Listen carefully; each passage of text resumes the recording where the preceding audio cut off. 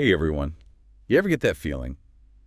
Like you're hitting a ceiling, but it's not a real ceiling, it's like in your head. Ah, yeah. We're Yeah. talking about those mental blocks, the ones that stop you before you even really get going. Exactly. These sneaky mental barriers that make you, I don't know, doubt yourself before you even begin. Well, we call those limiting beliefs, and they can be, well, surprisingly powerful. Right, it's not just like having a bad day. No, not at all. These are those deep down ingrained convictions that whisper, you're not enough, or maybe, you'll never reach that goal.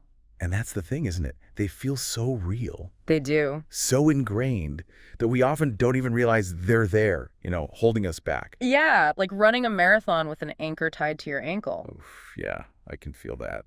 It's amazing, really, how these beliefs, how they can show up everywhere, right? They shape our actions. They even affect our relationships. Absolutely. Someone might, I don't know, they might self-sabotage a relationship. It's they think they're not worthy of love or Yeah, exactly. Or maybe they won't apply for that dream job, convinced they'll just tank the interview. it's like a self-fulfilling prophecy, right? Yeah. You believe you're not good enough, so you act in ways that just confirm that belief. Exactly. And it's interesting where these beliefs come from. It's often a mix of things, early experiences. Oh yeah, childhood, right? Societal conditioning, maybe even specific events. Things that, really left a mark. Yeah, those things that shape how we see ourselves. Right. It's like our brains are wired to look for patterns, and once we grab onto a belief, we tend to filter everything. To fit the narrative. Yeah, to confirm it. Yeah. Even if it's negative. Even if it's not really serving us. Right. So that's where confirmation bias comes into play, right? Exactly. Our brains latch on to any evidence, even if it's tiny, to support what we already believe. Even if it's holding us back. Exactly. Like wearing those, what are those glasses called? Rose-colored glasses. Ah, yeah, or tinted glasses, maybe. Yeah, tinted glasses that only show you one side of things. And miss all the rest. Ignore the positive. Focus on the negative. Precisely. Think about someone who maybe they have that not good enough belief. We've all been there. Oh, absolutely. They might be killing it at work. Yeah, doing a great job. But then their boss gives them one tiny piece of criticism. And that's all they focus on. They completely miss the dozens of compliments. Their Huh. brain's actively seeking out the proof that they're not good enough, even when, evidence says otherwise. So we've established these limiting beliefs, right? They could be really strong, really pervasive, but how do we even start to see them, especially when they feel so, I don't know, natural? Right, like part of it. Well, it all starts with self-awareness. It's like shining a light into, those dark corners of your mind. The places we don't normally look. Right, exactly. And, journaling, that can be a really good tool. Oh yeah, journaling. I've heard that's helpful. Ask yourself, what thoughts keep popping up, those negative ones? Okay. Or what situations make me feel, I don't know, self-doubt? What triggers that anxiety? Yeah, Yeah. right. It's almost like having a conversation with yourself, isn't it? It is. Trying to understand where these beliefs are coming from and how they're affecting what you do. Exactly. But I mean, some of these beliefs, they go way back, right? They do. How do we move past just seeing them? How do we actually start to challenge them? Well, there's a technique. It's called the 5 whys. 5 whys. Sounds simple, but it can be really powerful. Okay, I'm intrigued. You start with the belief, the limiting one. Like, let's say, I'm not creative. Right. And then you ask yourself, why? 5 times. 5 times. Okay, I can try that. It's all about digging deeper. So give me an example, like a real life one. Okay, sure. Let's say the belief is, I'm not good at public speaking. So many people struggle with that. I know, right? So the first why, maybe it's because I get nervous, I stumble over my words. Makes sense. Stage fright. Right. Then the second why, because I'm scared of being judged. Ah, yeah, that fear of judgment. And the third why could be because I care too much what other people think. So we're peeling back the layers. Exactly. Getting to the root of it. And that's the whole point. I could see how that would be really helpful. Eye-opening even. Often, as you dig deeper with those whys, you realize the original belief, it wasn't as solid as it seemed. Starts to crumble. Right. You might find maybe that fear of public speaking, it comes from, I don't know, a bad experience in school. Or some idea you picked up along the way about what it means to be good at it. Exactly. So first step, shine a light on those beliefs, those sneaky ones. Then we interrogate them with the whys. Get to the bottom of it. But then what? Do we just try to delete them? It's not really about deleting them, I guess. More like replacing them? Yeah, more like replacing them with something stronger, more useful, like upgrading your mental software. I like that analogy, So instead of I'm not good enough. which is so common, right? Oh yeah, it becomes I'm capable. I'm learning every day. Okay, so how do we make those new beliefs stick? Because it feels like just saying them, repeating them, that's not always enough. You're right, it takes more. We've got to actively challenge those old beliefs and at the same time reinforce the new ones. That's where things like affirmations come in. Affirmations like those positive statements you tell yourself. I've always been a little, I don't know. Skeptical. Yeah, a little bit. Do they actually work? They can, surprisingly, Yeah. especially when you combine them with other strategies. It's all about retraining your brain. To see the positive, to see what's possible. Right. Okay, so we're identifying the beliefs, digging deep, and then swapping them out for something better. Anything else we can do? Oh, absolutely. One big one is who you surround yourself with. Your people. Yeah, those supportive people, the ones who, believe in you, encourage your growth. It's like creating the right environment for those new beliefs to take root. So it's like we're gardening, but for our minds. Exactly. Weeding out the negativity and planting those positive seeds. I like that. Because if you're constantly around, negativity, Yeah, doubt, all that. it's going to be that much harder to break free, you In know? a sense, it's like you can't grow a flower in Yeah. the desert, right? It needs the right environment. Exactly. But okay, so we're building our mental garden. Mhm. We're surrounding ourselves with the good stuff. But what about when we mess up?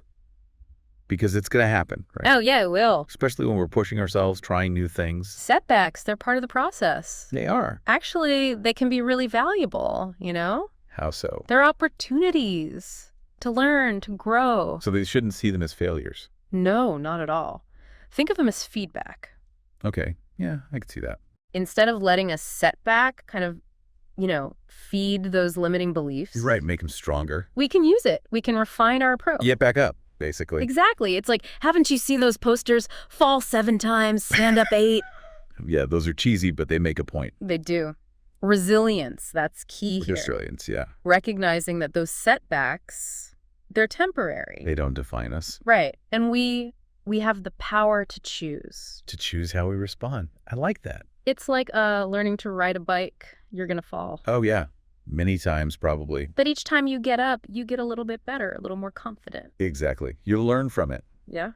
So with these beliefs, it's not about erasing them instantly. It's more like, Shifting your focus. yeah, changing your language, your actions. Rewiring your brain, basically. Yeah. To see possibility, not limitations. Possibility. I like that. And as you go on this journey, you'll find What will we find? you're not only, hitting your goals. Yeah, achieving what you set out to do. You're also developing this deeper sense of self-awareness. Okay. Self-acceptance. Inner peace, even. So it's bigger than just reaching a specific goal. It's about, like, becoming a better version of yourself. That's it. It's about becoming more aligned with your true self. That version of you that isn't held back by all that fear, all that doubt. Exactly. But okay, let's be real for a sec. This sounds like a lot. Where do we even start? the good news is it doesn't have to be this huge, overwhelming thing. Okay, good. Start small. Small steps. Find one belief, just one, that you want to challenge. Okay, so pick one thing. And then choose one small action, something that aligns with the belief you want to have. So instead of trying to change everything at once, we just focus on one tiny shift. That's it. Baby steps. Baby steps. Maybe it's finally signing up for the dance class you've always wanted to try. Oh, I like that example. Or speaking up at work, even though, your inner voice is telling you to be quiet. Yeah, facing that fear. So each small thing, it's like, A vote of confidence. yeah, it's showing yourself that you're capable of more than you thought. And remember, every action, even the little ones, they create a ripple effect. They reinforce those new beliefs. They build confidence. They open up new possibilities. It's like that saying, a journey of 1,000 miles begins with a single step. Exactly. But okay, what about those times when we feel totally stuck? Like those beliefs are just like glued to us. Are there any tools, any tricks to help us get unstuck? Absolutely. One I really like is visualization. Visualization, okay. It's a really powerful way to tap into your subconscious mind. Oh, okay, getting deep. and create this clear picture of what you want. So like picturing yourself succeeding? Yes, you've heard of athletes doing that, right? Oh yeah, to improve their performance. The idea is by imagining it vividly, you're kind of creating this mental blueprint for success. Okay, interesting. And that helps rewire your brain, make it more likely you'll actually take the steps you need to achieve it.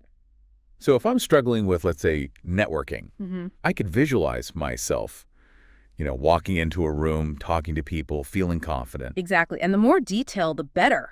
Use all your senses. What do you see, hear, feel, even smell, taste? Wow, create a whole experience. Yeah, make a mini movie in your mind. Starring you, of course, the confident, successful you. I like that. Yeah. But what if I'm visualizing and I just still don't really believe it?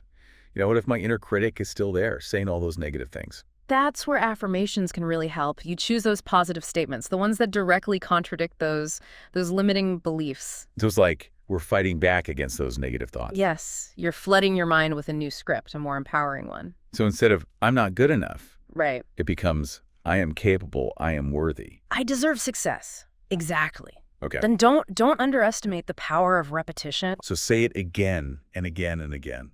The more you repeat them, the more they sink in, gradually replacing those old beliefs with something better.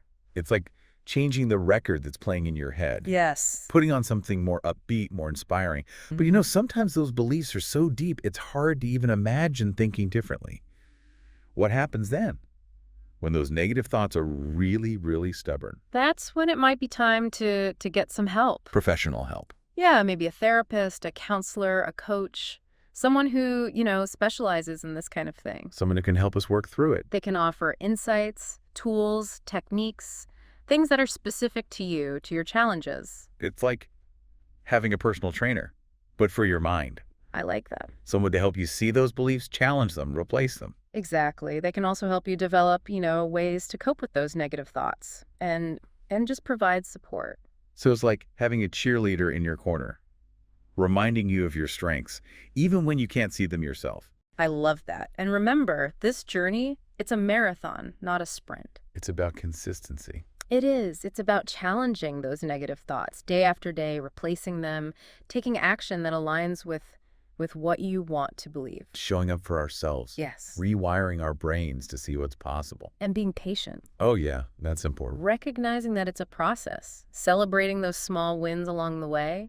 It's like we're creating a new version of ourselves, slowly but surely. Yeah. One that's, stronger, more confident, more resilient, more in line with who we really are. Yeah, with our potential. And as we chip away at those old beliefs, we start to create space for something really amazing.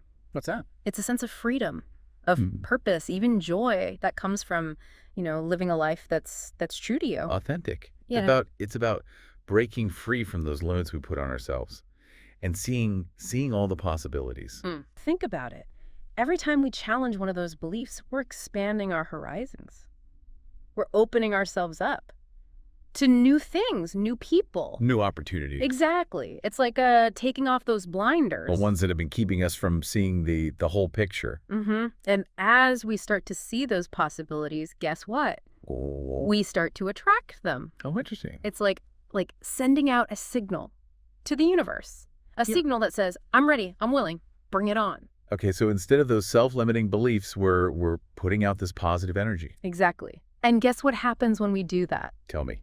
We see positive changes in our lives. Because we're open to them. Right. And the more we see those positive changes, The more we believe it's possible. exactly, it creates this upward spiral of growth, of transformation. It's like we're on one of those moving walkways, at the airport, Yeah. carrying us towards our goals. I love that. And all we got to do is keep moving forward, one step at a time. One step at a time. But, and I think this is important, everyone's journey is going to be different. Of course, there's no one right way to do this. What works for me might not work for you. Exactly. It's about finding those tools, those techniques. The things that speak to you. Yes. Experiment. Trust yourself. Trust your gut. And be kind to yourself Yeah. along the way. So important. Because there will be times when, when we stumble, when those old beliefs pop up again. It's going to happen. And that's okay. It's normal. It's part of the process. The key is Don't get discouraged. Right. See it as a learning experience Keep going. with even more determination. Remember, you're capable of anything. Anything you set your mind to. The only limits, truly, are the ones we put on ourselves. So challenge those beliefs, embrace the possibilities, and really go for it. Live the life you are meant to live. That's it. And never forget the most important thing. What's that? Believe in yourself. Believe in your potential, because it's unlimited. That's a great place to end it. Thanks for joining us, everyone. We'll see you next time.